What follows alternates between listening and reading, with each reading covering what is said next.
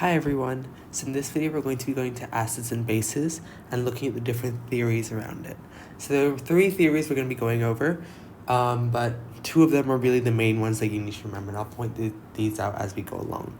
Alright, so first of all, acids and bases we kind of discuss a lot in GCSEs. So for example, an acid we know often is like hydrochloric acid or sulfuric acid, and these are highly corrosive in nature, and we view them as pretty strong. Then with bases, they do also have pretty strong effects, but we never really understood how they necessarily work in correlation to acids. I guess we just never really had definition of what it was. We just kind of knew this is what an acid was and this is bases. So in this video, I'm going to clear that up a little bit by looking at these three theories. So the first theory that we have to look at is Arrhenius. And basically the Arrhenius theory on acids and bases, the ways it's defined is when substance is dissolved in water, if it donates H plus or OH minus ions. So let's just think about this concept. So basically, if we have a substance that's in gas or solid form and we dissolve it in water, it is likely to dissociate into its respective ions. So taking the example of HCl I've just written over here, HCl has an H plus ion and a Cl minus ion. So when it dissociates into these ions, actually I probably should have drawn the equilibrium sign over here because it can dissociate back, it's essentially forming H plus ions, which are aqueous. Notice the gas changed to aqueous, and Cl minus ions. And the increase in H plus ions will make it an Arrhenius acid. So as we just wrote over here, it depends on if it's donating H plus or OH minus. So if donating aqueous, keep in mind it has to be aqueous for it to be an Arrhenius acid, H plus ions, it is an acid. And conversely, we have NaOH, for example, which we know is a strong base. In Arrhenius' world, it's also a base when it's dissolved in water. So if donates OH minus ions, obviously I'm going to write aqueous again, then it is a base. So an Arrhenius base is NaOH and an Arrhenius acid is HCl, but we already know that. We already think of these as acids and bases in general. So why isn't Arrhenius' method of deducing it really used much? Because actually this is one of the theories of acids and bases that you don't really need to know as much as the other two. And the reason is because we've talked a lot about it having to be aqueous. So all these substances must be dissolved in water for it to be considered an acid or base. So we never really think about, for example, if we had completely pure hydrochloric acid or completely pure sulfuric acid, we would not consider these acids even though they are acids because it relies on this being dissolved in water. So it's always never going to be fully concentrated. So Arrhenius is wrong because HCl in its very, very fully concentrated form is still an acid. So that's why Arrhenius is a little bit too constricting. Let's move on to the next one, which is Bronsted-Lowry. So Bronsted-Lowry is something you will definitely need to know more about.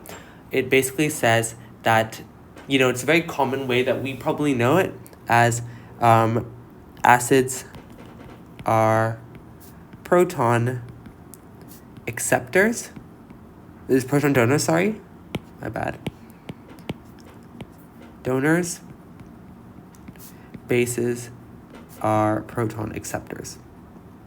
So this is actually the definition that most people are probably familiar with if they are at all about acids and bases. So we think, okay, if we take HCl, well, it has an H plus ion in there, so it must be an acid because it can donate that ion. So let's just look at the first example, the first equation I've drawn over here. We have NH3 and HCl. In this case, the NH3 is receiving the H from the HCl, forming NH4+, and the HCl is consequently oxidized to form Cl-. So what can we say about this? Well, what we can tell is that this H atom is the determinant of an acid and base, and HCl because it contains the H plus ion and it's giving it away, is considered the proton donor and therefore the acid, whereas the NH3 molecule is considered the base because it is accepting that H plus ion.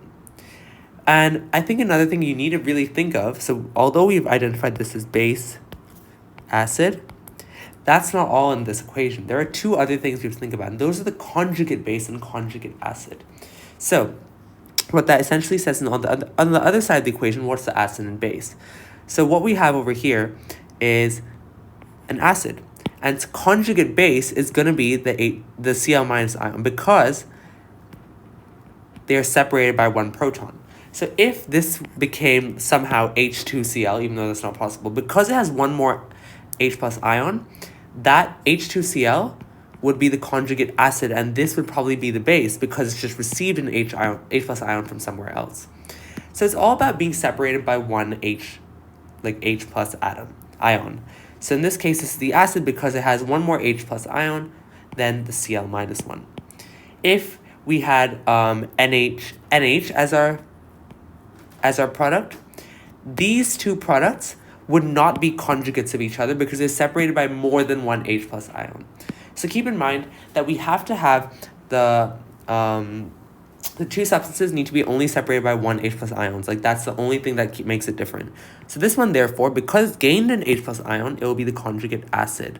So basically, the conjugate part kind of makes it seem like it's the acidic version of NH3. It's the ammonium ion, which is conjugate acid. All right, and moving on to the next two equations, I just kind of wanted to flag them up because although they work in a very similar way to the first equation, water is a very interesting compound.